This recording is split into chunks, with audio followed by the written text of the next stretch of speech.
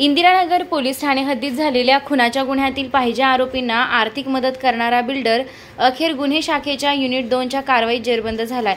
गुन्हा क्रमांक 298/2025 मधील फरार आरोपी गयास उद्दीन उर्फ गॅस आणि हासिम वारसी यांना पळून जाण्यासाठी व लपवण्यासाठी आर्थिक मदत केल्याचं किस्मत अली आझम अली अन्सारी वय 37 राहणार सिडको नाशिक यानं कबूल केलंय। सदर संशयित राणा प्रताप चौक येथे वावरत असल्याची गोपनीय माहिती मिळाल्यानंतर गुन्हे शाखा युनिट 2 त्याला अटक करून पुढील कारवाईसाठी इंदिरानगर पोलीस ठाण्याच्या ताब्यात दिलं। ही कारवाई पोलीस आयुक्त संदीप कर्णिक, उपायुक्त गुन्हे किरण कुमार चव्हाण, सहाय्यक पोलीस आयुक्त संदीप मिटके व शेखर देशमुख यांच्या मार्गदर्शनाखाली तर वरिष्ठ पोलीस निरीक्षक तृप्ती सोनवणे यांच्या आदेशानुसार करण्यात आली। गुन्हे शाखा युनिट 2 चे प्रभारी अधिकारी सहाय्यक पोलीस निरीक्षक हेमंत तोडकर, डॉक्टर समाधान हिरे व त्यांच्या पथकानं ही कारवाई यशस्वी केली आहे।